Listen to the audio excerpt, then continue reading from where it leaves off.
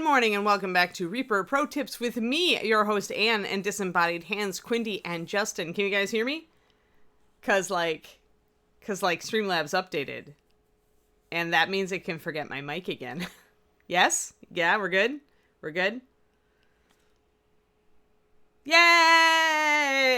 Streamlabs for once. I've now cursed it. Tomorrow it'll forget my mic. Hello, everybody. Yes, super loud, right? All right. Yeah, sorry for the slight lag in getting online this morning. Of course, now that we have a house, we are moving. And so I got trapped on some moving calls with people this morning, trying to figure out who we're going to use. Yay, fun, not. The only good thing going for us is that we're going to move all the fragile stuff ourselves. So at that point, in my mind, it doesn't matter so much who you use when you don't have really super expensive stuff. Let's see here. So yeah, Lysette. You guys remember Lysette? Let's see here. I'm going to do eyeballs today. Eyeballs. Which means we need eyeball colored paint. That means, do we have yeah, we do. And some white and some walnut. And later we'll work on purple. A bit more. Oh, wait, we've got to do the gold on the front of the blade, don't we? Yeah, we do. We got a lot of gold left to do. Well, I don't really feel like doing gold, though.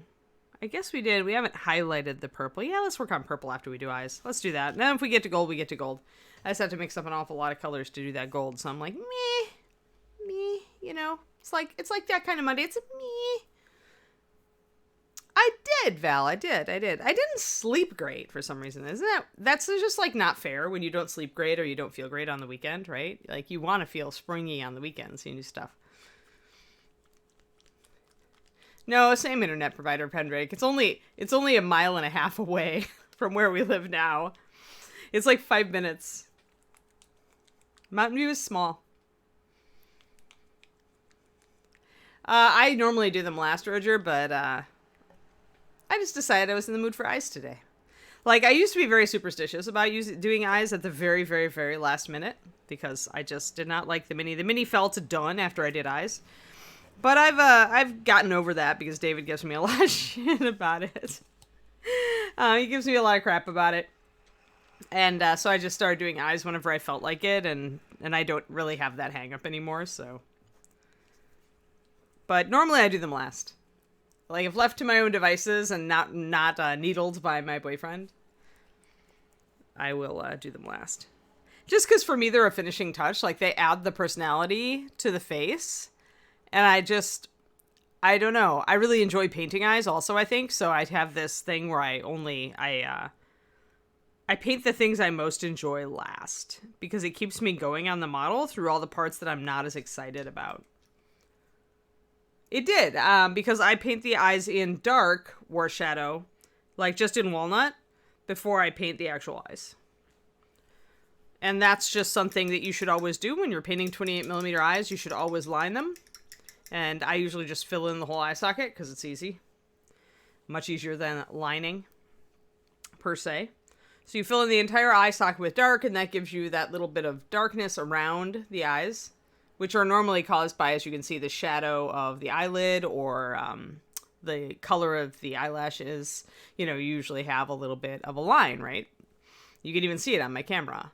So you need that. You need at least, on bigger eyes, you can get away with it just being on the upper lid and not as dark on the lower lid. But on 28mm eyes, they're so tiny, you've really got to get a line around the whole thing. And the easiest way to do that is just to paint in the entire eye with a darker color before you start putting in the white. Yeah, progress. I mean, it takes a while. That's why I say everybody should get the Faceless Horror that Julie sculpted. Because there's like a bunch of eyes on there, and it gives you practice at all different sizes. Come on, I used a Poke Tool. There we go. So I'm using Stone Gray. Normally I would use Weathered Gray, but they're like the same kind of pigment combo. What it is it's a warm gray. A gray with a little bit of brown in it.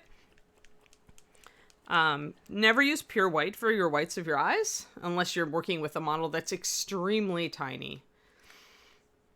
Like one of those Tom Meyer dark swords. But most of us, if you look at my eyes on camera, you can see they're not like bright white. You know, they're not pure. They're not this color, or they'd look weird. Normally our eyes are a little bit yellowy. And so normally I pick, if you're going to do near white, use like linen white. Yeah, I mean, because it's right. You were taught that way because it's correct, Agent Marvel.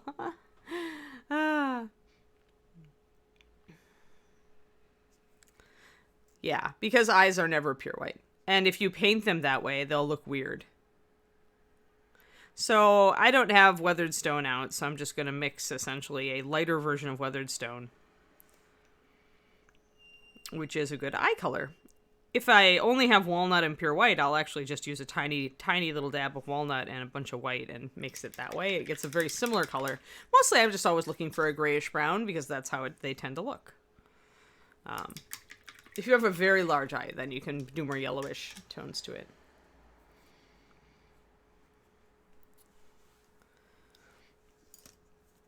But yeah, and the reason is just that nobody's eyes are really stark white. And when you do that, it looks fake and distracting. It doesn't look right. So, but if you have a super tiny eyeball, you may need that to just suggest like that there is even a white if you're going to try it to do it. Some people just don't. Some people just give up on the eyes at that point. All right, so I have my block in color. As you can see, boop. Let me get in focus. So yeah, her eyes have just been painted in dark this whole time. And that's usually what I do. I'll paint the face, I'll block in the eyes and the lip, and then I'll just, wait until I feel like doing eyes. Her lip does have a little bit of purpley color on it, but otherwise it's not highlighted or anything yet. We'll find an eyeball brush. Let's see. Do we want to use tiny eyeball brush today? So, usually, if you don't have great brush control yet, using a small brush, a tiny brush. I used to just call them my eyeball brush. Like when I kept one brush that was this smaller size. This is the Triple Lot Da Vinci. It's very similar to a 0/10 Reaper. Or somewhere between a 0/5 and a 0/10 Reaper, I would say. Close to a 00 Winsor & Newton. And you do want to thin your paint a little bit, but you don't want to thin it a ton because you need it to make a good solid white. Off-white. You don't want to have to go over it 16 times to get it to cover. Cool, Miller. Yeah, she's a very popular model. We're painting her as a wood elf today. Well, and all the days we've been painting her. That's why she's got the dark skin and more of the foresty stuff going on. All right, so you can even test this on your fingernail to make sure you've got a decent solidness. But when you're using pure white to mix into something to make this color, you're going to get a good solid coverage in general, even with thinning. So if I grab my thumbnail and I can get a pretty solid white. It's kind of a compromise between, how good it covers and the fact that you need it to come off of this tiny brush. So you need it thin enough to come off the brush well. And if it's not coming off of your brush, it means you have to thin it just a little bit more.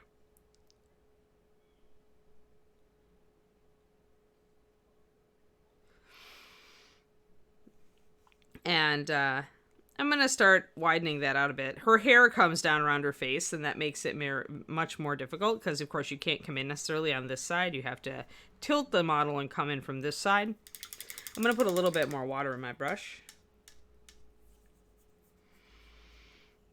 Yeah, for sure, Miller. She's a nice model no matter how you paint her.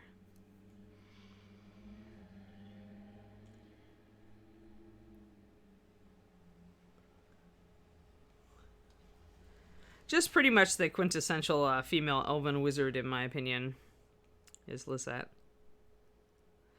So I got a little bit more paint on my brush, and I'm just kind of pulling it toward the corner of the eye and trying to make this as solid as I can. There isn't a ton of room here,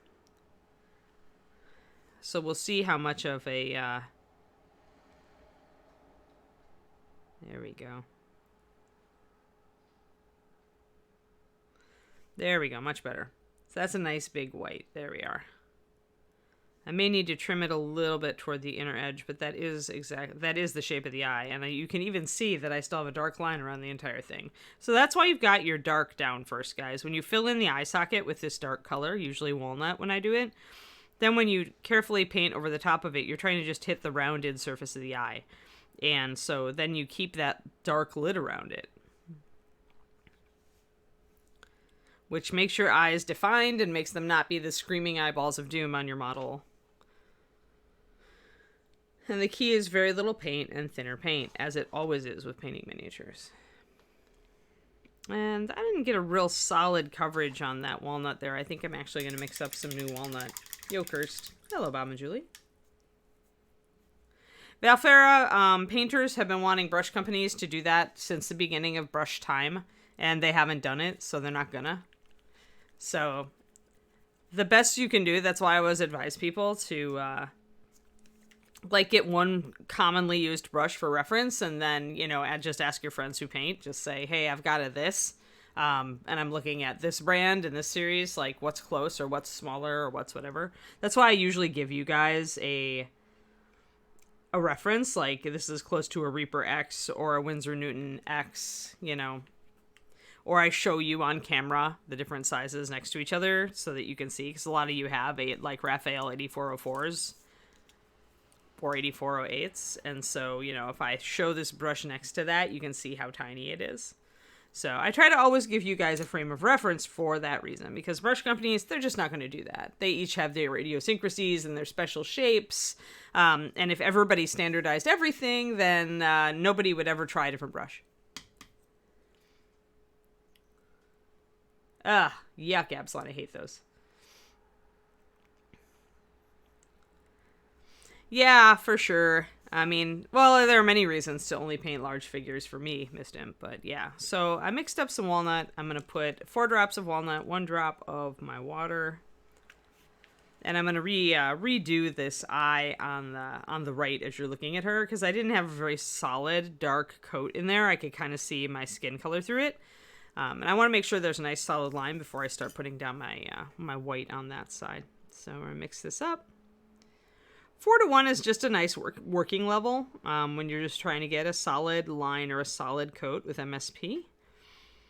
4:1, 5:1, somewhere around there is just a really good starting point. So you start there and then try the technique that, you know, you're going to do, then continue thinning it or whatever. But I find that I never have to have the paint stronger than that. Like 4 or 5:1 paint to water. As long as you shake up your paint well, remember to always shake up your paint, because if it has any binder or water in it that hasn't gone in solution, that's going to come out first. Again, I'm moving the figure, as you can see, around so that I can get at this other eye comfortably. I've got to be careful of her nose, but really that just means you want to tilt her. So you know the nose is going to be in the way, right? So just tilt the face till it's more on the oblong like this. Keep an eye on what you're trying to do.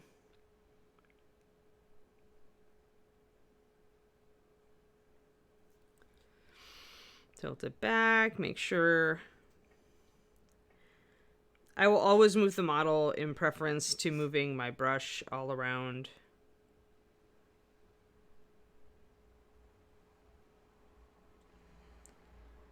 That's nice and solid. I just need a little bit more back in the corner there. But now you can see that that's eyeball shaped. It really was not defined very well when I first did it. All right, now we are ready to fill in that eye with some white.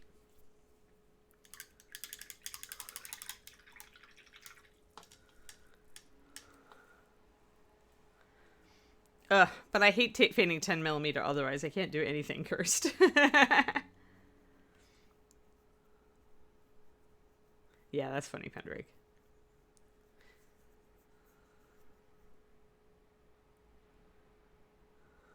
Thanks, Kuriniko. 25 months.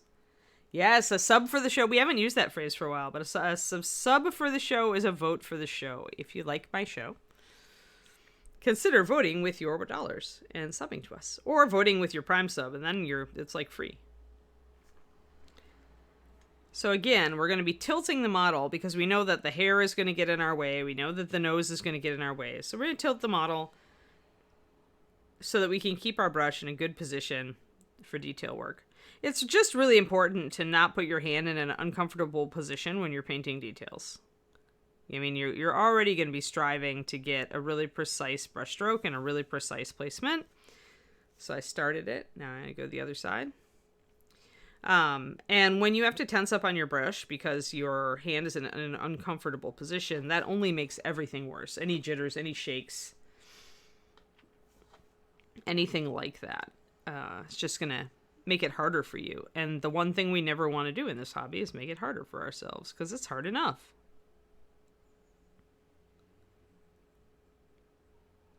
Painting tiny eyeballs is difficult enough. We do not need to make it more difficult. So I eclipsed my lower lid, my lower line a little bit there. I think I'm going to go in and I'm going to do one more coat of the light color. Then I might go in and do a really fine line. You can do touch-ups. And this is why a lot of people will do eyes first. In case they need to touch up, then all they have to do is worry about the skin base coat. But since I've already highlighted the skin, I just have to suck it up and move on. All right, yeah, I feel like I've still got a little bit of a dark line down there under that eye, but I could do a little better, so.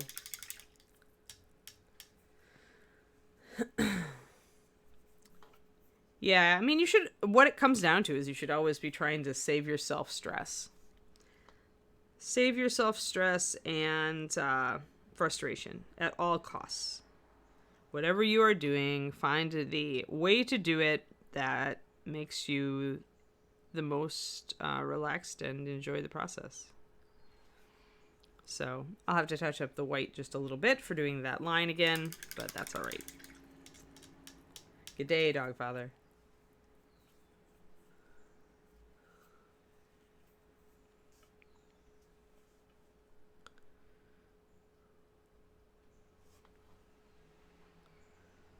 So, and it's not unusual to do what I'm doing and go back and forth on the eyes a little. Be like, oh, I like that, or oh, I don't like that, or oh, I could do a little better on that. Eyeballs. Even those eyeballs are a little bit pale, although they're showing up brighter on screen than they actually are in person.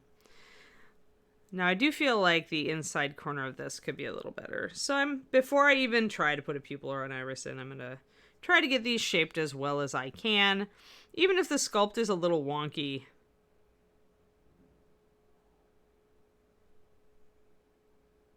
Or a little bit uneven, which when the face is tilted, that can happen. The other thing we can do with this color, by the way, is put in lighter eyebrows on her. Or I could just mix up my green and white. But she does need light eyebrows. Right now she just got a bit of darker shadow in there to define them. But we do need them to be light since her hair is light. Alright, let's go and get our walnut and see what we can do for irises. I don't believe in colored irises on 28mm models. I think that in order to do it and make it visible, you need to artificially enlarge the eyes, and I don't like to do that. I don't like that look.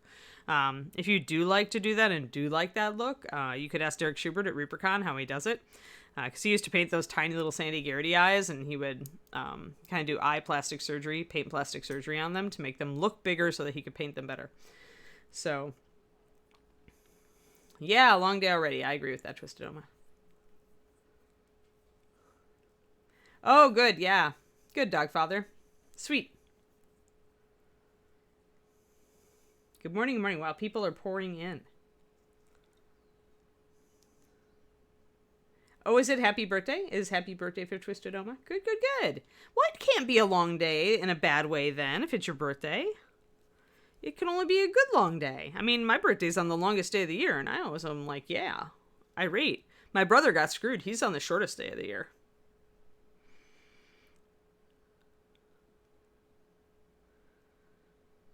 We always joke that Mom was trying to hit the solstices. And she did.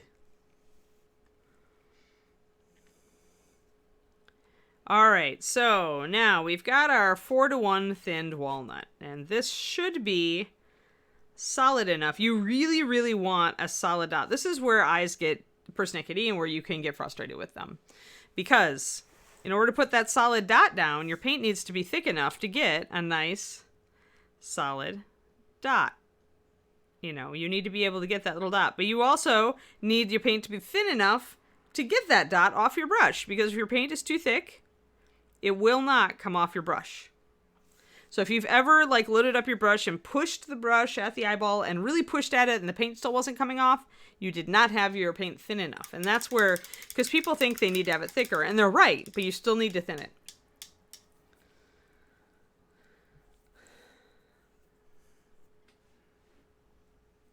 A hot rock melts in. It's pretty temperate here, but I know it's been really hot for some of you out there. All right, so having demonstrated tiny dots on my fingernail there, I know that my paint is the right consistency. I'm only going to dip about half my brush in the paint. I'm going to come up from underneath, always come up from underneath so you can make that eyelid stop your brush.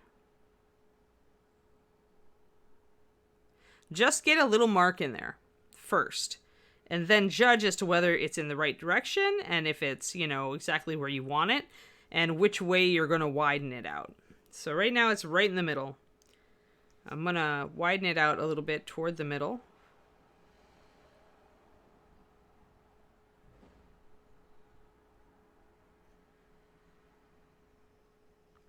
And I'm always going to stop talking when I do this because you are concentrating, and if you talk, you're going to shake. If you inhale, you're going to shake. Always paint on the exhale, relax, and concentrate on what you're doing. Don't do eyeballs if you're going to be distracted or talking to somebody at paint club or whatever. Or tell them, pardon me while I paint this eyeball. This is a 000 Da Vinci Maestro.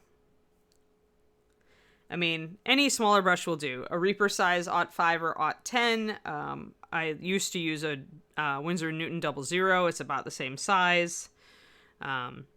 Usually you're using something that is like a 0 something, though. It's like a 02, or, you know, as they call it, a 00, or a 000, or a 0/5 or 10. But you don't want tiny, tiny brushes. You don't want the 0.40. You'd never want the 0.20 or the 0.40. Like, you can get use out of those tiny little spotters for this sometimes, but I do find that if you're working consistently. This is a Kolinsky Sable. These are the really high quality brushes. Kolinsky, you can see there, Miller. Reaper puts out a brand of Kolinsky. This one is a Da Vinci, which is one of my favorite brands. I also like Raphael. Playing around with an Escoda, although I haven't dragged that out lately. And I also recently picked up another Winsor Newton. And I've been playing around with the Russian brand, the Rublovs, because a lot of people seem to like them. Not at all. Like, it's actually substantial. It's not tiny, tiny. Like, I could show you an 0.40. I think I've got one somewhere and it's useless. But, and you can see it's a brush. My normal one is about double the size. So, like the Da Vinci Maestro size one. Maybe triple. But there's the difference. This one is also, the reason this one is skinny is because I've been using it quite a bit lately, so it's wearing down a little bit. But otherwise, this is as small as I would ever go. This 000. Oh, the 0.40. They're just so, they're like even shorter than this. They tend to shorten. So like the 0.40 is like half this length. And it's just that it, I mean, it's usable, but you have to keep a lot of fluid in it. And always be reloading your brush. So, I mean, for some people, it may actually work because the shorter the bristles get, the more control you have. So the longer the bristle, the less control you have on your brush stroke. So most people like just kind of this medium, right? A happy medium. But some people like really long brushes, and some people like really short, compact brushes. I think not long ago, I was showing you guys the difference. And the difference is if you like hold up all these brushes next to each other and you look at just the tip, you can see the difference in the shape. Some will be super skinny, some will have a nice taper, and some will be like wedge shaped, and that's the difference in brushes. It's more like the shape of the tip is what you're dealing with. All right, let's get this eyeball worked on. But yeah, I never use anything smaller than this. Like, I think the Reaper Aught 10 is the smallest I've ever used. Miller, you've got a choice with brushes. If you buy a Kolinsky Sable, it's going to be expensive, but it'll last you for years. If you buy a synthetic, then it's going to be cheap, but you're going to go through them like you're going through them. Like, essentially the synthetic hair is the plastic hair, and so it'll get that little hook at the tip. A really good quality sable will actually last you for years, but only if you take good care of it. In other words, don't leave it nose down in the paint water. Don't ever do that to any brush, by the way. I used to when I was a kid. I didn't understand. But it will totally destroy your brush to leave your brush nose down in the paint water. It does not enable it to get cleaner or anything like that. So rinse well, rinse often. And just don't store your brushes where they're going to get crushed tips. Like if you can follow those simple tips, you can take good care of a brush and get a good quality brush so that you can do this stuff. Some synthetics are decent, and you can, with a really, really new one, you could do some of this, but it just doesn't give you quite as much control. All right.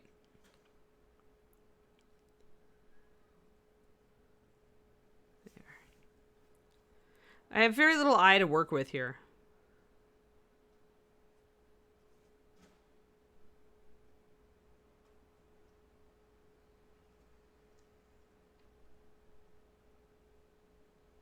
Actually, I'm going to go bigger. Where's my bigger brush? See? When you run into problems, it's not always. I'm going to move to a bigger brush. Maybe I should try my gigantic brush and see if I can really do eyeballs with it. No, I don't want to use it when it's fresh out the gate. I really feel like brushes have a breaking in time, like when you've got a good brush. David doesn't agree with me. He doesn't think so. He thinks a fresh brush is best brush, but I disagree.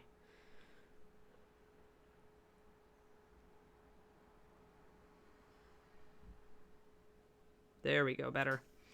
So the reason I went to the bigger brush is that it was having trouble with the tiny, tiny tip.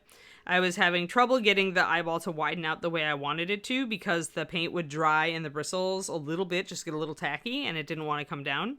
If you switch to a bigger brush, you still get the super, super fine tip to do these eyeballs, but you also, the paint stays wet in the brush longer. So counterintuitively, a bigger brush may be better for fine details. Especially if you're nervous about it, or it's something where it's like a tiny detail like an eye where you feel like I have to get that right. In which case you're probably going to be kind of hesitating and taking a lot longer to put down your paint. And that means if you're using a tiny, tiny brush, for me, it's because I'm talking and trying to do this. So bigger brush, just better.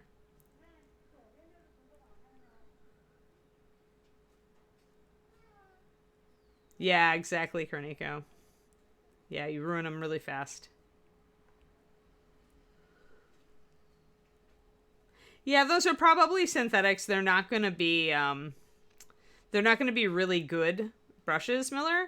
Just to give you an idea, like when you go to buy brushes, the Kolinsky is going to cost you between 10 and 20 bucks a brush, depending on the brand, the size, where you're getting it from. But they're going to, like I say, they're going to last you for years. And all of them keep this great tip because they're a natural hair sable. That's why canvas painters use sable brushes for fine details and have for actually centuries, I think. Pretty sure centuries is the right time frame because they're just capable of doing the finer strokes. They're just capable of doing it. And no other brush hair really is. These are actually watercolor brushes, Miller, for painting, actual paintings. Hello, Otter Mama. 23 months. Dang. I order most of my brushes online. Though lately there's definitely a good brush shortage, I notice. I did order on Amazon recently, and I had good experiences with all 3 brushes I ordered on Amazon. They were properly packaged, and they arrived with their little tubes over the top intact. I'm going to come up from the bottom again. Again, the reason you come up from the bottom to do your iris and pupil is that the eyelid will naturally stop your brush, and you will deposit some paint effortlessly.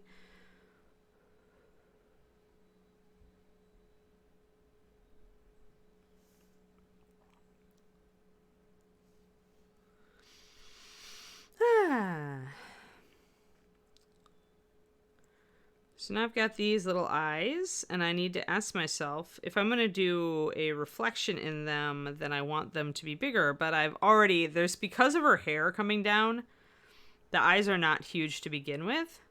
So I may just sit with that. They are pointed in a consistent direction.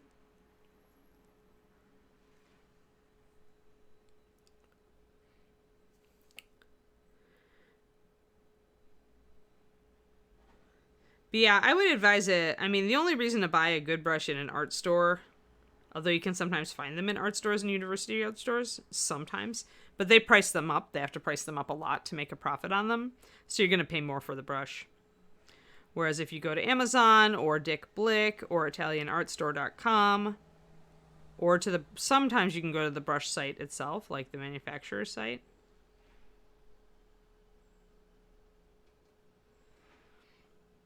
I wonder if I can put a highlight in these.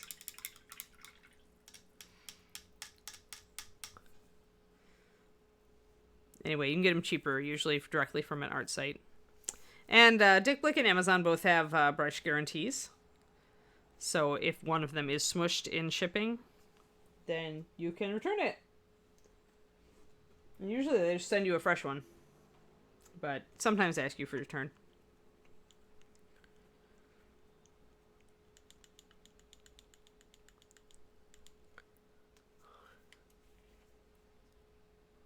I'm going to actually mix up a little bit of wilderness green plus white so that I can do her eyebrows.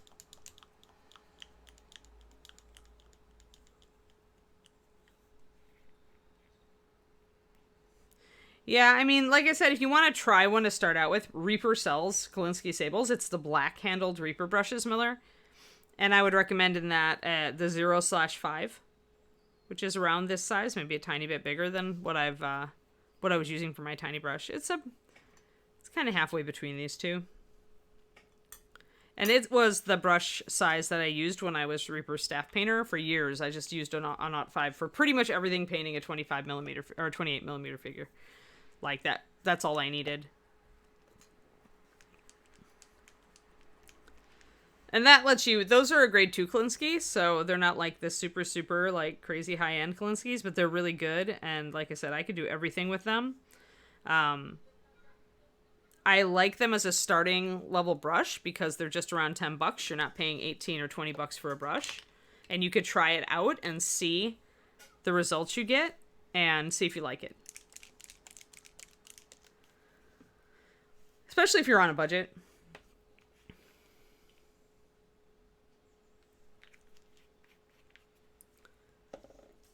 And Reaper, of course, ships all over the USA. And if you order enough stuff, you get free shipping. So, aha, there's a pale green. Now I can do eyebrows and then highlight them with pure white. So my colors are, there's that pale green. That's kind of a little, kind of between the shadow and the highlight in her hair. I just want something a little bit not pure white first. And to do these eyebrows.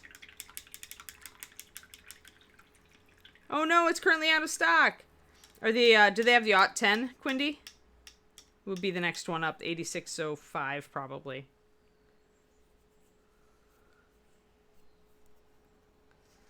But Reaper's brushes are good quality and an excellent price point if you don't have any natural sable and you really want to try it out. All the Kolinskys are out of stock. Bummer.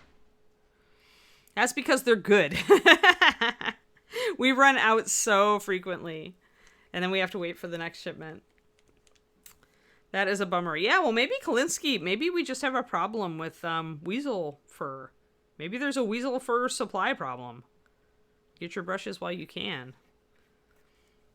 We ordered some furniture for our new place yesterday, and they said that although supply chains had gotten slightly better, now they're getting worse again. So that could be part of it as well.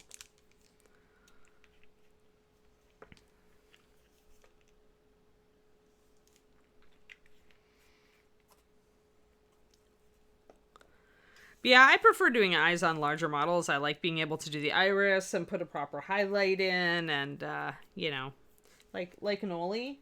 Like you can really put some life in big eyes. Like I really like that. The giants are good for practicing that too. But that's why I like the Faceless Horror from Reaper, is because you know, with all those eyeballs on it, a lot of them are bigger as well as smaller, so you can try all different sizes of eyes.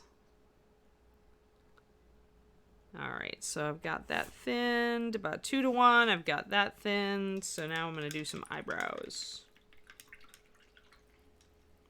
Oh, I feel that, Quindy.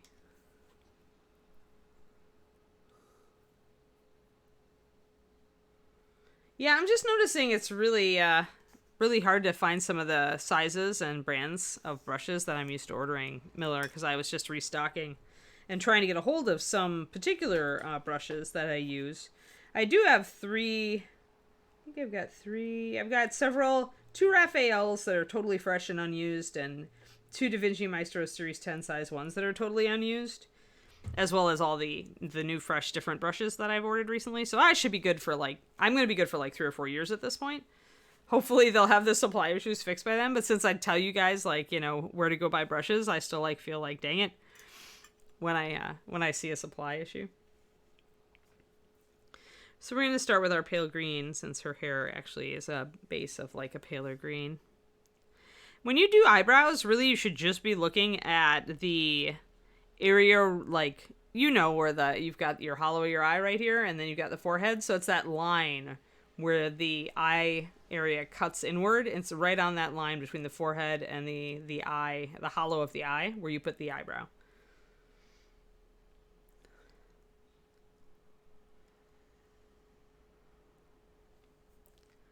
Yeah, I went to bed early last night. I was super happy I did. Need to get off and running this week as we look for movers and start moving stuff. Start moving the hand portable stuff over to the new place. We kind of want to get our move done fast. I don't want to disrupt streaming to you guys.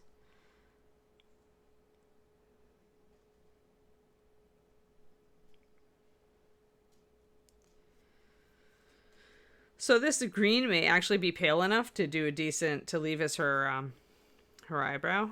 We'll see. She's looking kind of wicked, though. She has kind of a wicked look. Her eyes are kind of sculpted narrowly.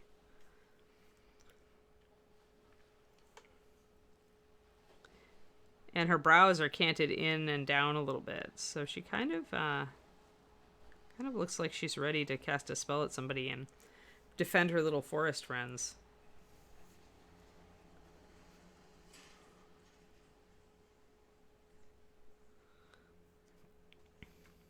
Yeah, I bet James does that all the time. Well, especially if he's like I said, there's supply problems all over the place, but good sable brushes appear to be. All the standard brands are having issues.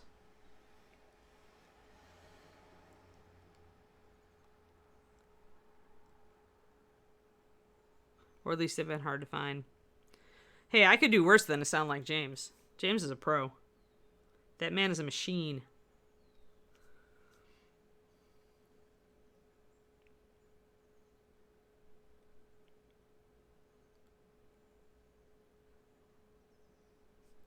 There we go. A little bit of pure white right at the inner area. I do want to see. I don't know. See, I'm in danger of losing my whites. Maybe I can brighten my whites just a little bit. I'm going to try that. I'm going to take a brush full of the pure white, a brush full of my previous white color. This is not for the faint of heart, by the way. But I feel like I want a little bit of a brighter white because the eyes are kind of shrunk by the fact that they've got the hair around them. So I don't want to get too bright, but I maybe feel like my whites need to be a little bit whiter. They looked good when I put them in, and then I put these eyebrows around them, and now they're kind of receding, so don't think James ever sleeps. I agree with you, Bryce. Like I said, that man is crazy. Insane. Like, I'm pretty sure that they just, like, take turns hibernating. Like, they put each other into, like, a stasis cage, and they just get, like, 8 hours of sleep over half an hour or something. Like, Kathy goes in, and then James goes in, and they alternate. It's insane, those people. How do they do it? I don't know. I'm one of those people who, like, needs the 8 hours of sleep, like, or at least 7.5 solid.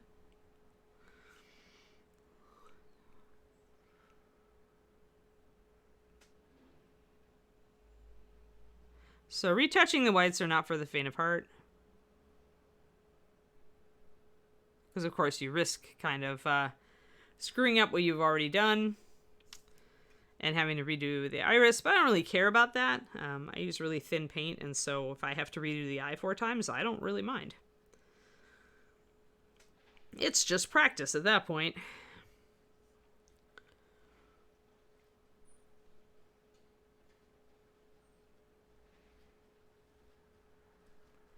There. Yeah, I just wanted that white just a little bit brighter. I feel like I want my the other thing about the smaller you make the iris and pupil combo, the more intent, alert, wicked. If you have like the cat eye thing going on, and your character will look evil. Whereas the wider the iris and pupil setup, the more friendly the eye looks. So if you want the character to look like she's about to like cast a spell and kill somebody, like then make the eyes more, the pupil and iris more narrow.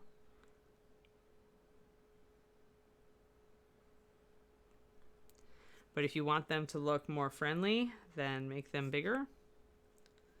But the problem is when you make that iris and pupil combo bigger, that your whites shrink, and you may need to like brighten your whites like I just did a little bit. I think her eyebrows are still going to make her look like she's concentrating and about to cast a spell and, brain somebody, but...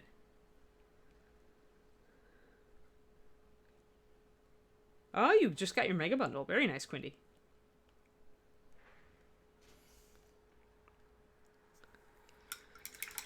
So let's see. I think I need to make the pupil a little bit wider on the right now.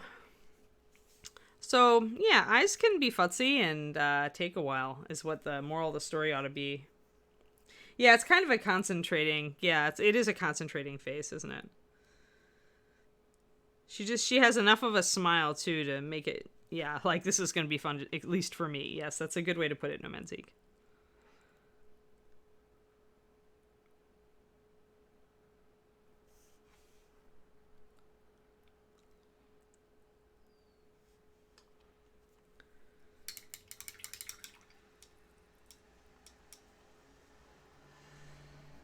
All right, now I want to take a pure white. I am going to try to highlight the eyes, I think.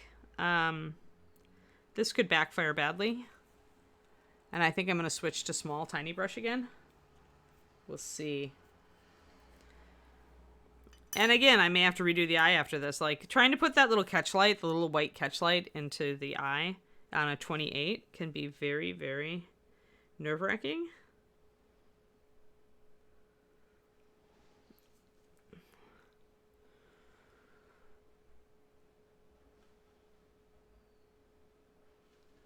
But sometimes you nail it, and then you're like, all right.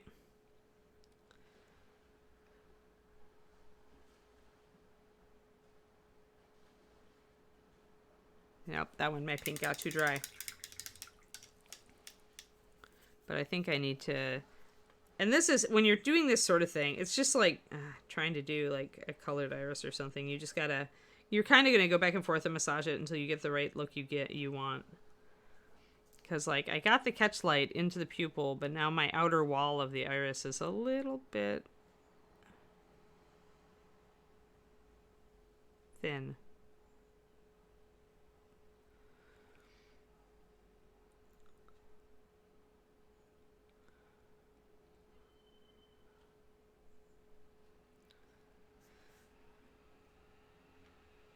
And this is where my my totally anal, like, perfectionistic Anne comes in, where I'm just like, all right, if you're going to do that catch light, it's got to be perfect, and the eye can't look wonky.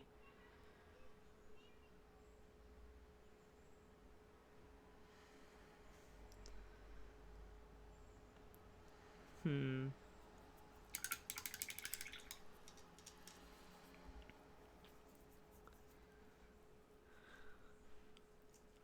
I might need to heavy up the upper lid.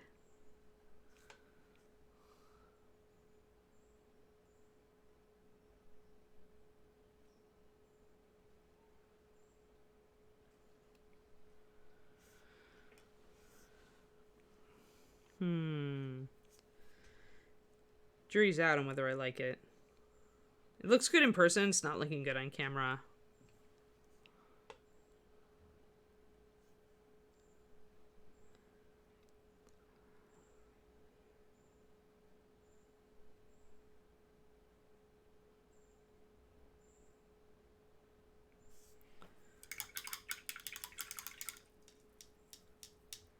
Yeah, pretty much. She's pretty much, do you want to mess with me? That's just good. That's typical Lysette, I would say. She's a competent girl. Just really feel like I need just a little bit more there. I'm switching to a bigger brush again. But I want to unload the crap out of it.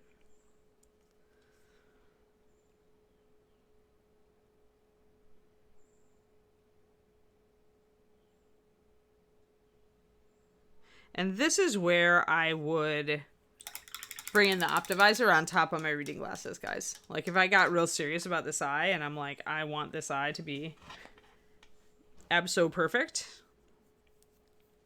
then I need to see. Like, I need to see exactly where I'm dropping the paint. But I'm okay with this. This is not bad.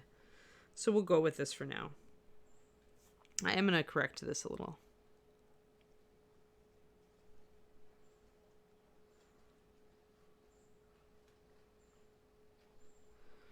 And now I feel like I can drop a highlight in that eye.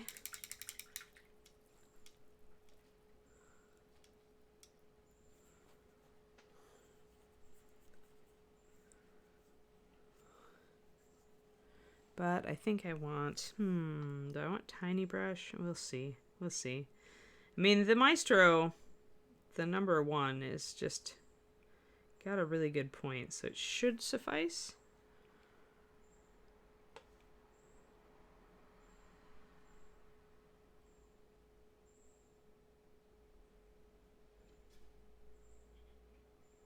Nope. Need a little more water on my brush. Can't overstate the importance of moistening up your brush and then squeezing the water out, but still leaving enough moisture in it that it makes a good tip. Oh, nice. Yeah, that's close to what I use, Pendrick. I use a 3. I find it's a good level of magnification for me. Kind of it corrects my my loss of close-in vision and gets me a little closer. Now let's try it.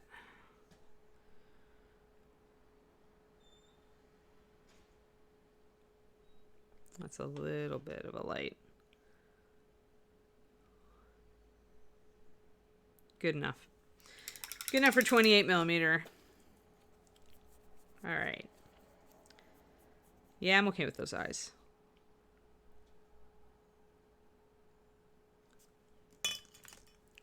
Now let's see if I can see all the flaws. Yeah, see that you can see what I mean though, is that I kind of lost the outer edge of that pupil. So that's what I'm seeing, except I'm not seeing it. So let's see if using my camera here, zoomed way in, I can correct that. It's going to be so persnickety, guys.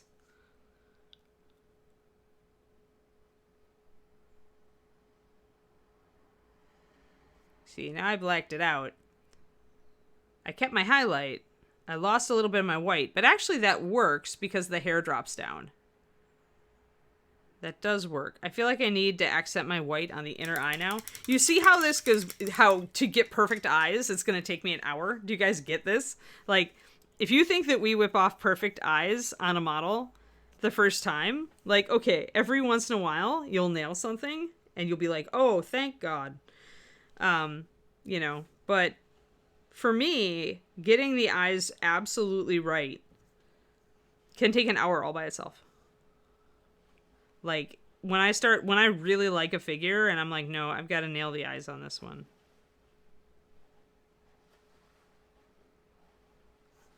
Got a little bit of my black lost there. Or my walnut, rather. Schlorp. But yeah, and I might end up repainting this whole thing.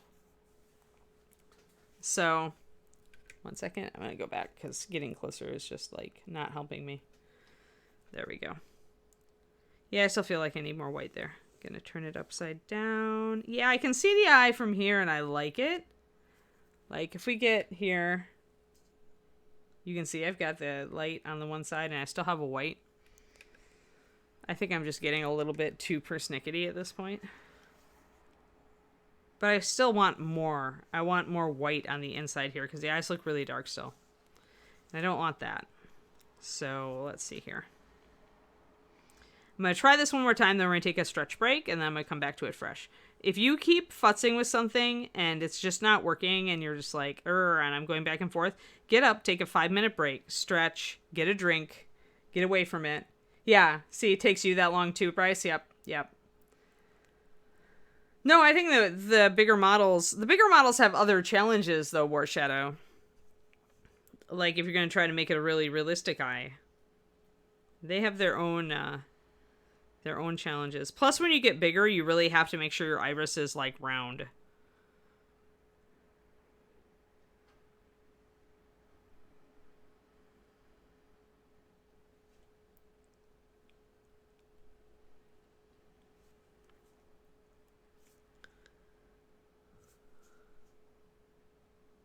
Yeah, see, now we've just gotten too dark. I feel like we've lost the shape of our eye a little bit.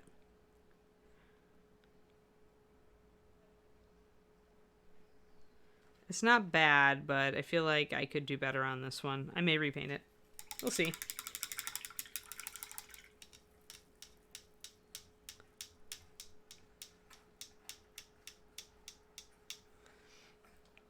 Yeah, but I'm trying to, like, you know, do good eyes on this for me because I like the figure. I think I need just a little bit brighter.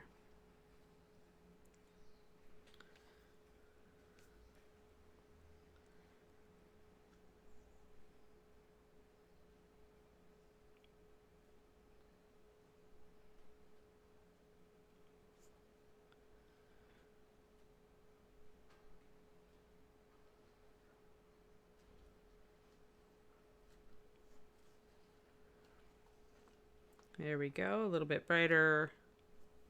Need to shrink that a little bit now.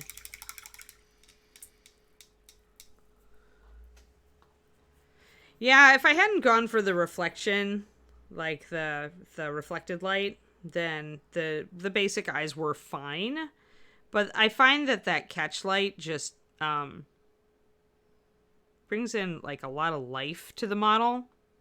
There we go, that's better. Now I can see the eyes again. I'm okay with that. Maybe just a little bit more here.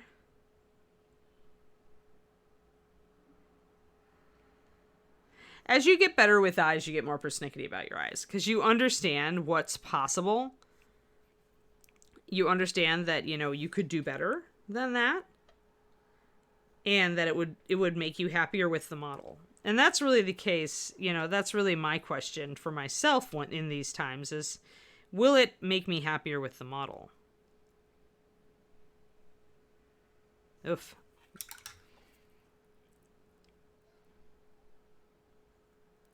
Reset button. Which is the nice thing. Quick reset. Yeah, she's not bad. I still need to work with it.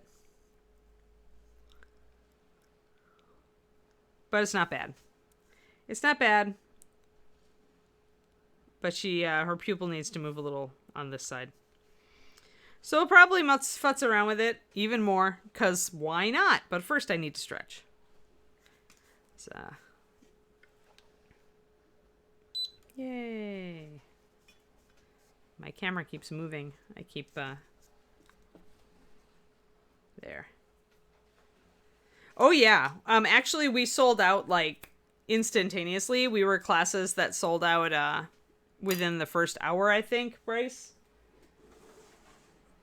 Ron asked me to add a couple of seats, but I can't, the thing is that I really feel like I'm an instructor who's better with smaller groups, because I give a lot of hands-on feedback if I can.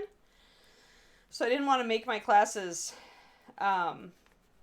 bigger, except the color choosing one is easier because that's a lot of talk. Although you should, if you are in that class, you should absolutely bring a model that you're having trouble like with colors on, because then we can troubleshoot it. All right, stretch time.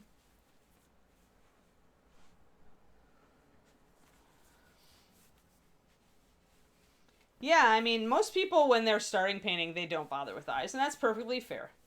On the other hand, you know, as you go on, you should start practicing them. Even if you just get yourself a faceless horror and practice them. If you don't practice them, you're never going to get better at them.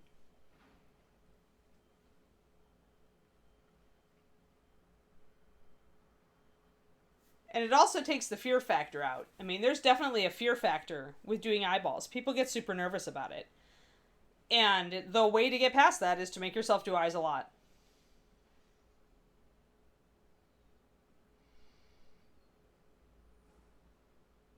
It's okay, there's always next year, Miller. We do it every year. When is ReaperCon's 20th?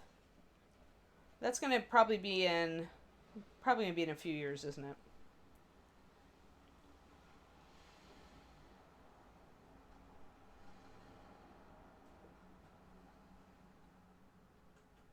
All right, I'm going to do some floor stretchies, and then I'll be back, and we will continue to, we'll probably adjust the eyes, probably do the mouth, is what I'm thinking. Today is face day.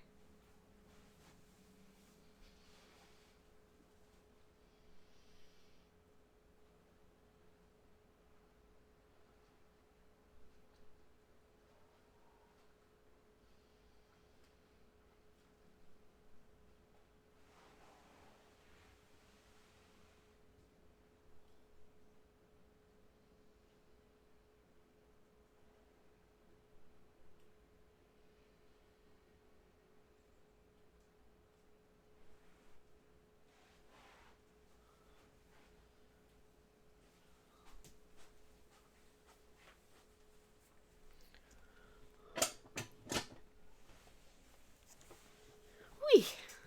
Oof.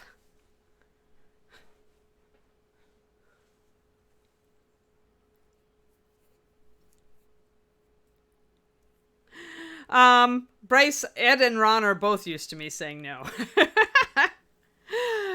I don't think, you know, like, I was hired for saying no. Like, I was hired because I was not afraid to give honest opinions. Like, Ed would rather have a straight talk, and like, if I say no, he'll just countermand me and go, yes, figure out a way, you know? In which case you're stuck. But if I have like a real reason, like, I pretty much could just return and go, no, because we'll try, but I'll tell you we aren't going to do it, you know? Like, you know, stuff like that. I don't know. You gotta be, I mean, Reaper is a company, just like any company. So just like your boss at work might be like, you know, you're like, well, what's the priority on these? And they're like, we need all three. And you're like, but, you know, you're going to run into that with any company. And that includes Reaper. Even more so Reaper, because we all wear so many hats and we all are, you know, working on so many different things. So sometimes you have to say no sometimes. You can't just always say yes. Like, you got to use your best judgment. Alrighty, yeah, let's, like, look at lips, and I'm okay. I guess I'm okay with that. I don't know if I'm okay with that eyeball. But yeah, Agent Marble, you gotta just do it. Like, just eyeball. If you're afraid of eyeballs, you must eyeball. If you're afraid of freehand, you must freehand. If you, like, you know, face your fears. Don't let them stop you ever. Because the things that you are pushing back against doing so heavily are usually the things that make the biggest difference in your life. So like, if you're painting minis and, like, you're avoiding eyeballs, chances are that learning to do eyeballs with somewhat confidence would make the biggest difference to you as a painter, and so you should do it. Just practice. Remember, if you don't like them, you can always paint over them.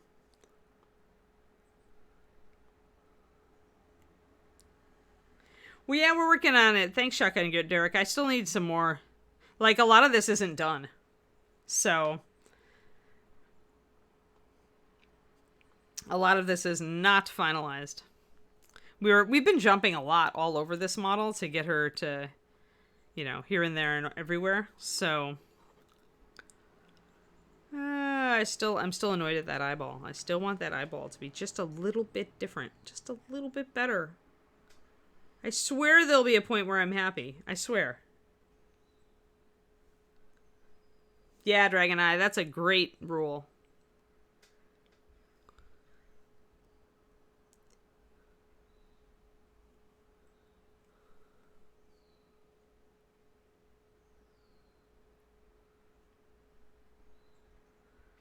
Cool, Render.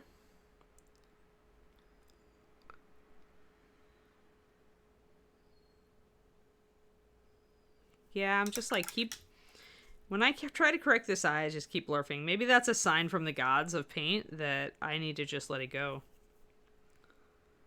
Like, because I've got it like 90%, and maybe I should just like be happy with 90% for now.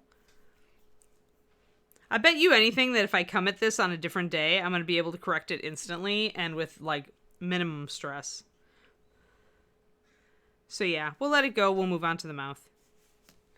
You gotta know sometimes that you gotta step back. Like, there's a difference between stepping back because you're afraid you can't do it and stepping back because you're hitting a frustration point where you're just like, you know, this just isn't working and I keep messing it up more, so take a step back.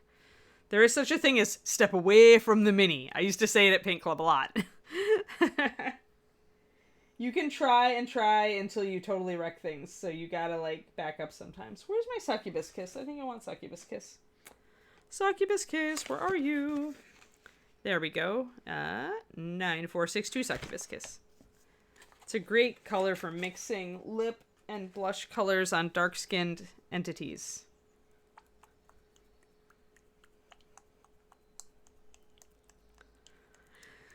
But yeah, sometimes you just have to step back and say, all right, well, we're going to work on other parts of this, or we're going to switch to a different model, or even, I'm going to take the night off. So,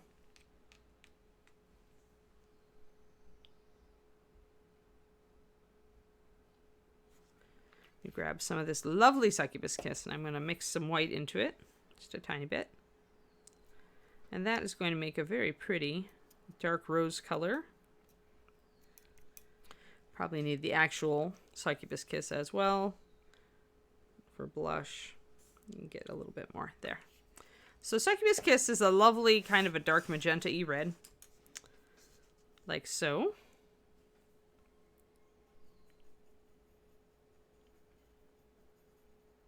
And when you drop white into it, it makes a pretty rose color, like kind of a dark violet rose.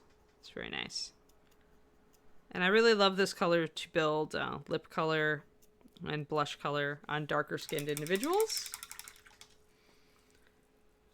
Oh yeah, power nap. God, I love power naps. I didn't get my power nap yesterday. I tried, but the brain would just not shut down. So I ended up just going to bed early, which actually probably worked well. So I already kind of lined around this lip, and I already did, I think, paint it in with Succubus Kiss or something similar.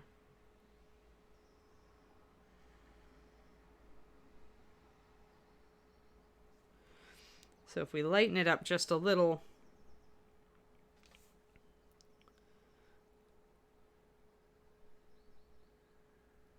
and you always want kind of a little highlight right at the top of the lip.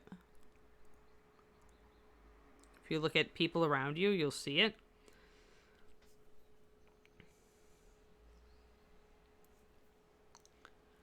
I'm going to bring this regular Succubus Kiss in and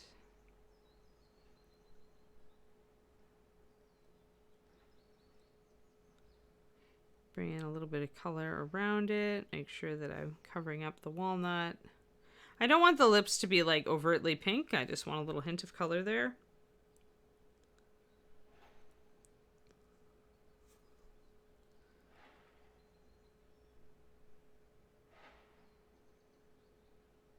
only the lower lip is going to be lighter.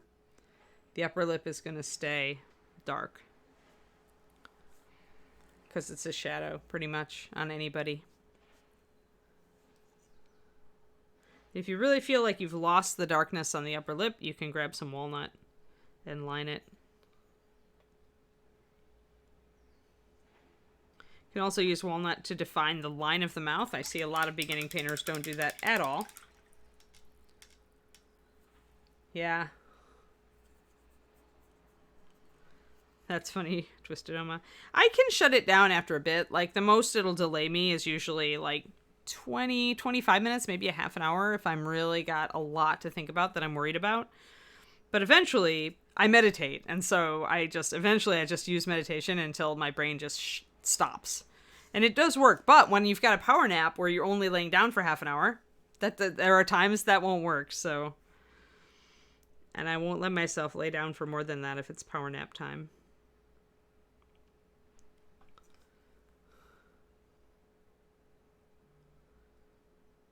Okay, I'm going to try to get the corner for mouth a little bit more defined here. There we go.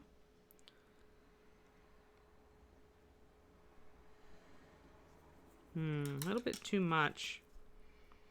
Yeah, maybe I should switch over to highlighting.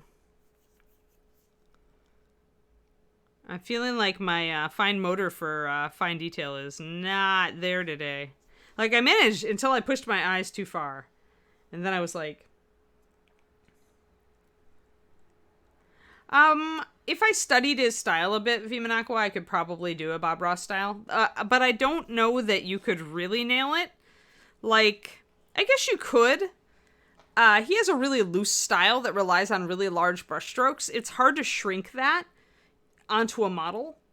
But you probably could. You just have to remember that your brush stroke has to be like kind of equivalently sized, only scaled down. Because Bob Ross is all about, like, the way he uses the brush. And he's also working in oils, remember? And so that is going to change things a little bit, too.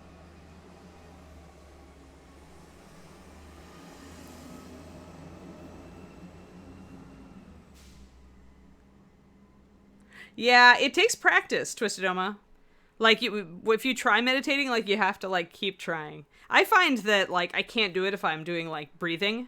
Like, I have to focus visually on something first. So, like, a candle flame, or I'll even sit down and stare at a fine texture on something to quiet my brain down. And if I can get it there, then I'm golden. But I had to try for a while. Like, I had to practice for a while meditating before I got to the point where I could shut it down. So all I can say is don't give up. Keep trying it. Maybe try it when you don't need it. Like I started trying it for just 2 minutes or 5 minutes. It's not quite the same, Crows, because I mean, he can just keep working stuff into other stuff, right? Although I don't know, he's pretty fast. The best thing I can do is say, watch Bob Ross and see the big brushes he's using and see the techniques he's doing. We don't have a lot of equivalent tiny brushes that are shaped like some of the stuff he's using, so that makes it harder. And it really depends, like, on what you mean when you say Bob Ross technique. If you mean, can you paint a tiny landscape on the capable model? Sure you can. It might not look very Bob Rossy because of the way he uses the paint. And what paint he's using and the brushes he's using. Like, brush choice and brush stroke are a large part of painting style, especially with canvas. Like, it still is a thing on miniatures. Like, how you use the brush gives you, like, it gives you style. It's part of your style. Color choice and how you use the brush. But with canvas, you add that extra factor of having, like, those big mop brushes or those big squirrel fluffy brushes or those, using the palette knife even, stuff like that. Yeah, exactly. Like, that's going to be very hard. You're going to have to paint that in acrylics without having the tools that he has. Right, Crows. Crows does it. So, I mean, yeah, you can paint a landscape on a cloak, and I've seen it done. Sure. But can you do it exactly like Bob does it? No. Can you imitate his style using acrylics? Yes, but it's going to take you longer. And you'll have to, like, actually not do it the way he does. It's not too small of a work area. You can shrink that down. Like, I wonder what's the finest. I don't know what the finest work I've ever done, but I've seen Jessica Rich do a landscape, and I've seen Marika do one. So, at the very top levels, yes, absolutely we can do it. And it depends on the size of the cape. Like here is, well, I don't have anything that's really, like, indicative. I haven't done, like, super, super fine stuff on 28 because I don't enjoy it as much. But it's not too small. Like, if you've got a big cape, especially like a Space Marine with a big cape, you could absolutely have enough work area to pull something off like that. You're just working so small. Yeah. But it's just like, and to be fair, Bob Ross's stuff is really visually simple. So in that way, because let's face it, punchy mountains and a sky with some trees that are darker usually so that they stand out, and some grass and maybe a stream, or water. Like, it actually wouldn't be super hard because his stuff is simple.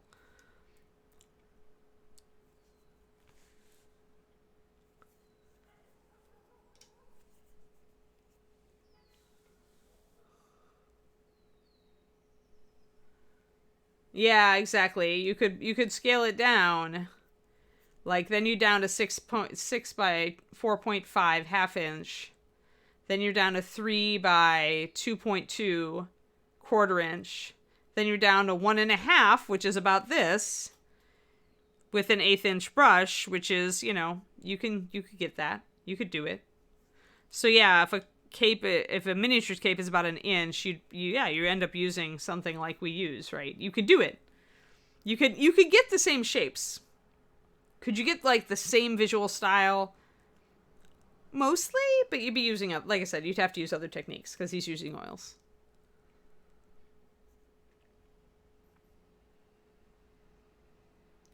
Yeah, right, Crows, exactly. Well, and I was doing a lot of wet blending there and glazing. That's the thing. What he does with a big brush, kind of smushing things into things or doing a light brush of color over other stuff, you'd have to do with glazes because you're using acrylics and not oils. So that's what I mean. Like, you could approximate the style. You just have to do different techniques to get that. Oh, I wouldn't ever use a fan. Like, I hate fan brushes. I don't think he uses fans, does he? I thought he used flats and the big poof brushes for the blending and all that stuff. That's like the opposite of what you want to do, Val. You know that too. You're just trolling. It's the opposite. You want acrylic for the freehand. Oils are really hard to do detail. I mean, I have one of Wapple's busts. David bought one of Wapple's busts that he did in oils with detailing, with freehand details on it. So I know exactly what you can do. And you can do better than you think you can. Oh, fans for happy little trees. Right. Yeah, I think I would just, like, use a sable and just do the marks. He does it seldom, but he does it. He does do it, Lone Goldfish. Like, he does use a palette knife.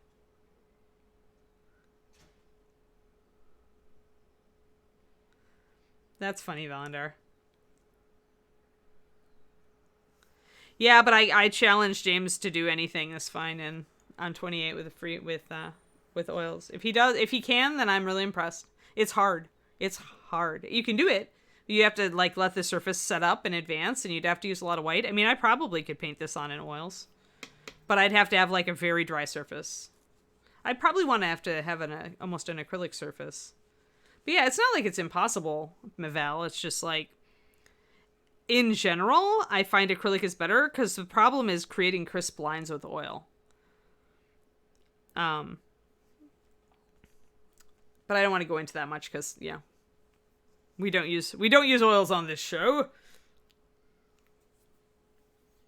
Yeah. Okay, let's see here. I think I have blush back there. I think she's good here. I think we're okay. All right, what are we going to do with our last 10, 15 minutes? We're going to mix up some violet. And put some highlights on that gemstone. How about we do that? But yeah, I mean, you can approximate somebody's style in a different medium just by using different techniques that still end you up roughly the same results.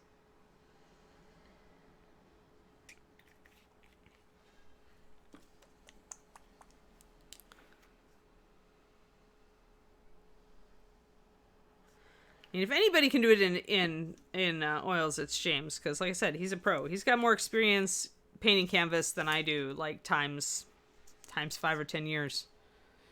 Like, I don't. I futzed around with oils as a kid and in college, and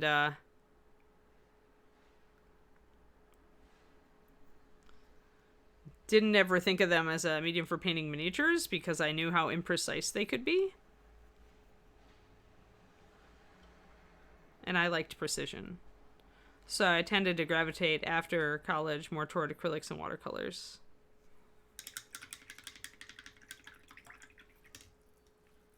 Oh, my computer is like, hey, you might want to plug me in. Apparently I've been manhandling it too much. Yeah, I mean, it's weird. James and I have like completely antithetical styles, Val. We are at opposite ends of the miniature painting poles. Absolutely opposite. He goes very free and loose from moment zero, and I am really, really controlled. So, and it's just, neither way is better, both ways are good. It's just how you want to do it. It's like, it's probably good to study both of us just because, you know, you probably will end up somewhere in between. There's a lot to be said, though, for James's, like, freedom of expression in painting. And he's fast. So.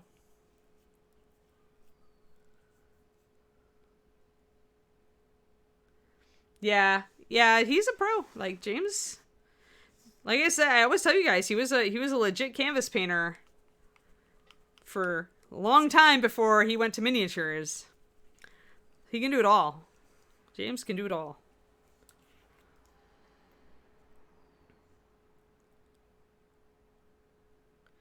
You always, I mean, it's good to learn from as many different people as you can, because then when you arrive at your style, you'll have experienced and tried a lot of different things. So, just gonna grab some Kraken ink here so that I can have my little bit of shadow. Got my Icy Violet. Got my mixture of Kraken and Icy Violet. Let's do this crystal. We have some pure white left over, so we should be good.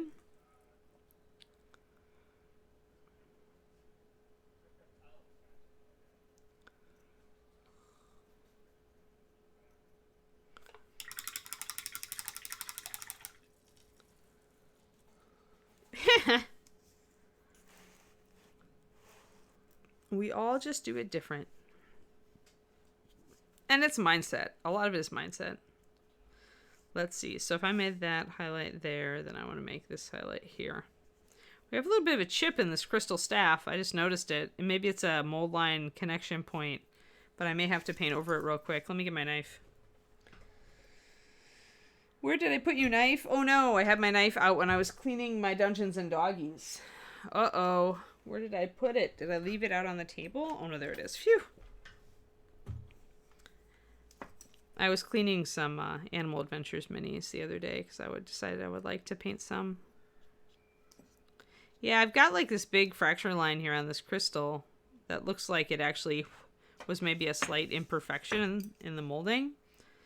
So I think I'm going to paint it that way, because it's too late to remold the crystal. Yeah, there's definitely a hole there. Let me see what I can do here, guys.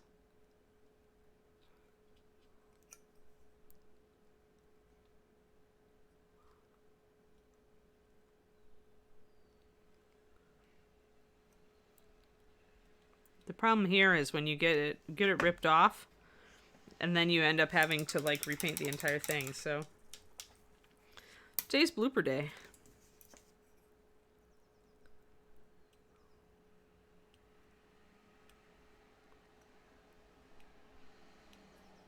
Mostly I'm just trying to get down here and figure out if this is plastic or paint.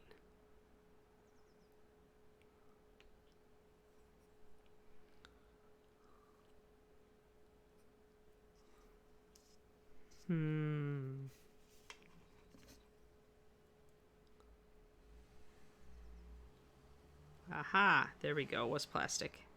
Didn't think it was paint. Normally it doesn't do that.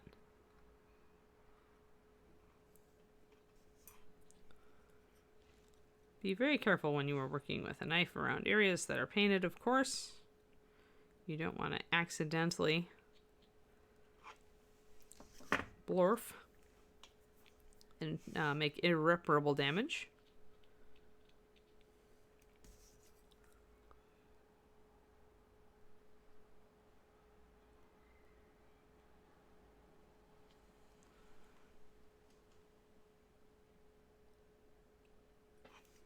There we go. Excellent.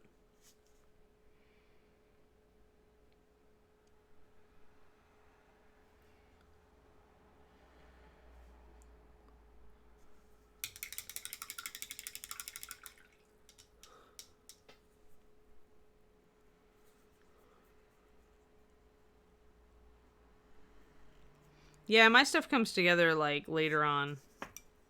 I like refining pieces. Sorry, let me...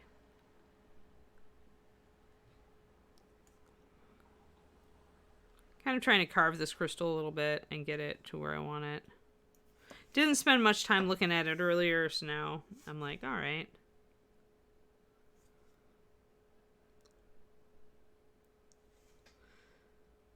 But yeah, we're all different. I mean, and we all like to work differently. Like David will block it in, and from the beginning you'll be like, oh wow.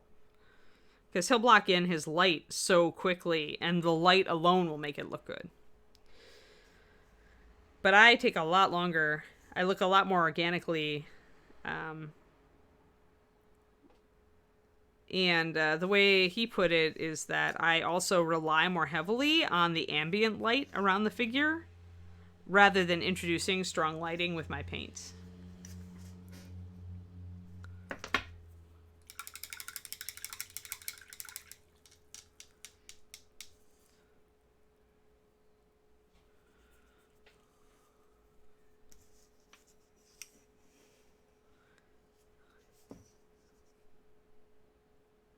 I think it's because Luca like has such a high contrast style.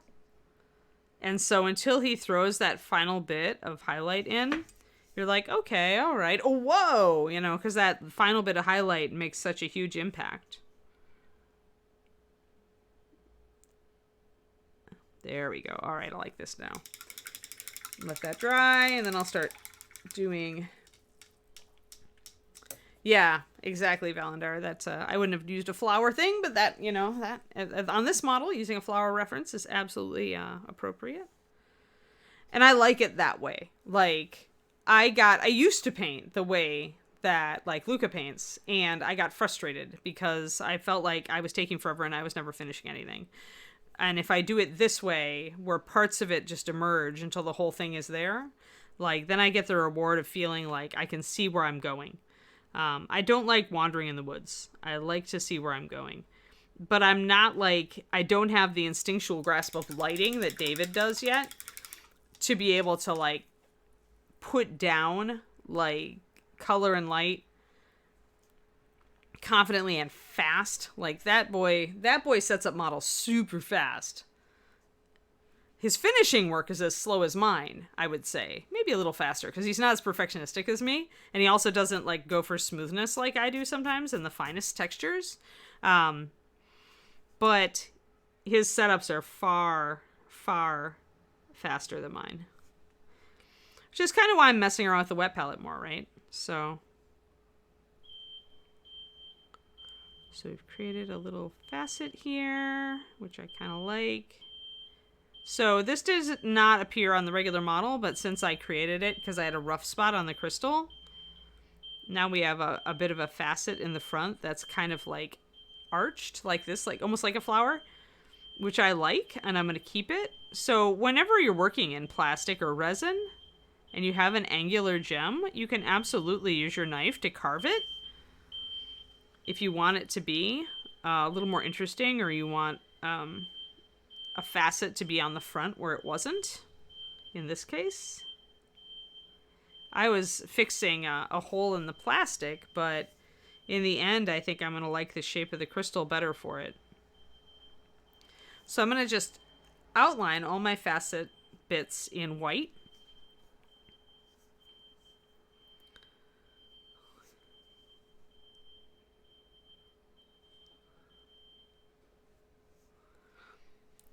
And then I'm going to look at the faces of the crystal and decide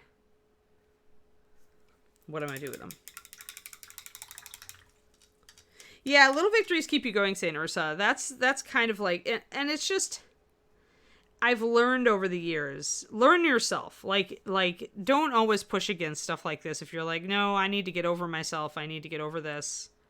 I mean, sometimes you can, but sometimes it's worth it just figuring out the way your own brain works and how to work with it.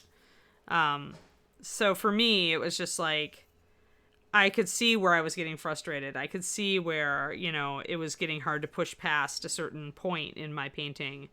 And so I worked out a system that just got around that, just worked with it. Instead of trying to change myself in the way that I felt, I found a way where I could work with what I was doing and it fit with my style and it made me feel better in the long run. So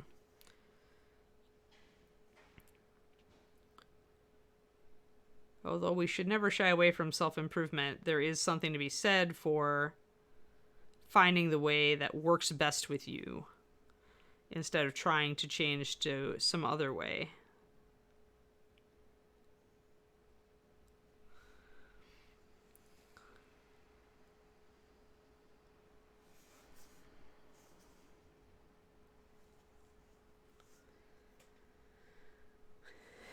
Yeah, she's definitely a wood elf. That's good. Good that it made you think of leaves.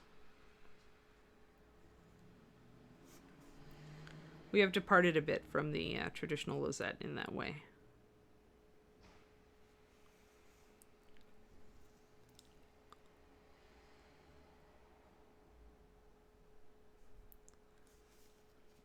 And we've got a little facet on this side.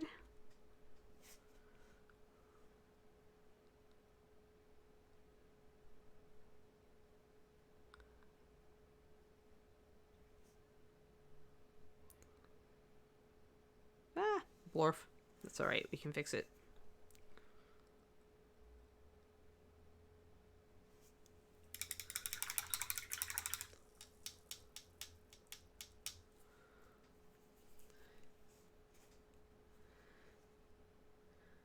But yeah, I haven't looked at, I don't know if there are other painters who paint like I do. It seems like a lot of people go for the broad block in. And then the focus points. Or they work organically like James. So I think I'm going to add another little facet there. Even though there is not technically a physical facet there, you can also just add a line. Also, don't be afraid to take your paint and thin down your white lines a little bit if they've gotten a bit globby. Because it's hard to paint the lines off the bat. So we can always suggest that there is another small facet coming up here, or anywhere for that matter. Just another little bit. Make it a little more interesting. Yeah.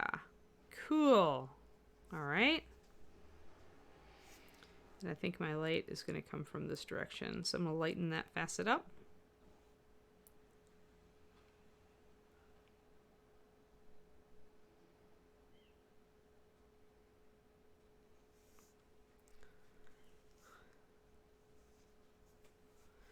First thing you do, just like when you're doing gemstones, the first thing you do, just like when you're doing NMM, is you think about where your light source is. And you choose a facet that's going to be reflecting the light. That's the direction that the light will come from. This one is harder because the wood is here, so it's more likely to be that one.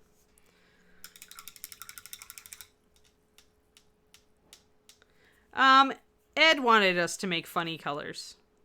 He wanted a promo color for each of the lines. So he wanted a promo color for HD, a promo color for bones, and a promo color for core, because there was an extra space on each of the racks that we had. Crows. So we made up funny names for them. Reaper John made up the prom night pink one. And I made up the stark naked one and the morning after blues one. They were not like my favorite concepts, I'll be honest with you. I tend to go family friendly, and some of those are a little bit dicey. But they are actually better names than some of the ones that were suggested. So. And so we just made those, yeah. The stark naked one is my favorite because I used actual, like, Jon Snow's skin tones, I think, and Ned Stark's skin tones. So Sean Bean's skin tones and Jon Snow. I can't remember his name, who plays him. But so it's a pun. Like, I can get behind a pun.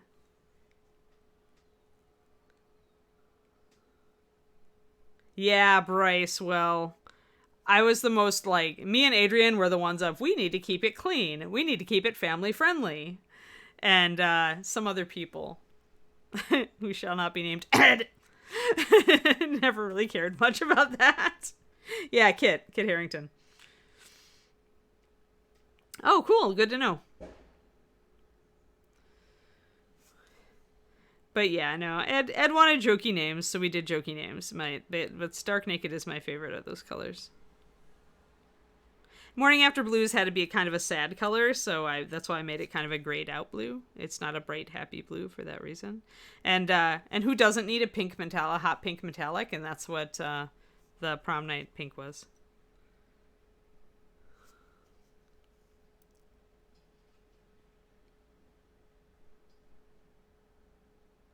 Though I'm kind of sad because I would have rather we called it unicorn blood, but you know.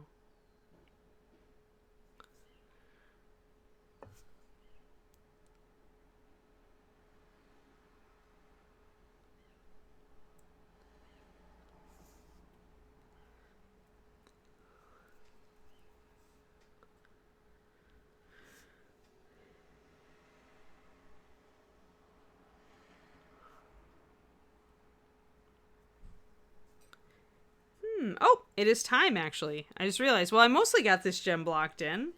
Didn't quite get the back, but that's fine. We can talk about it more, and I can refine it a bit more. Still have to do some things over here. I have to lighten some of the bottom areas and stuff. But we will call it there. What we did today was struggle with eyes a lot. So if you want to know that even Anne struggles with eyes, go back and watch the VOD. We added a little bit of color to her lips and lightened them a little so you can see them instead of them just being dark. We added a catch light to her eyes, and then I mixed up some of this violet so that we could tackle some of the gemstone up here, and I actually recarved a little bit of it just to make it look a little bit more interesting and not just like a block of gem. So yeah, that's what we did today, guys. We had some talk about brushes as well at the beginning of the stream. So if you have questions about brushes, sizes, types, why are my brushes wearing out so fast, etc., go and take a look at the beginning of the stream. And that is pretty much what we got. As Quindy just says, see you all back here at 2 p.m. USA Central Time for Beyond the Kit with Rhonda, who just put out she just put out a great competition painting blog post. So you guys should go and read her blog if you haven't, okay? Bird with a Brush. Thanks, everybody. And tomorrow we're back to the bronze golem. So we're going to be working with metallics on the bronze golem tomorrow. I hope you guys have a fantastic Monday, and I will see you tomorrow. Bye-bye.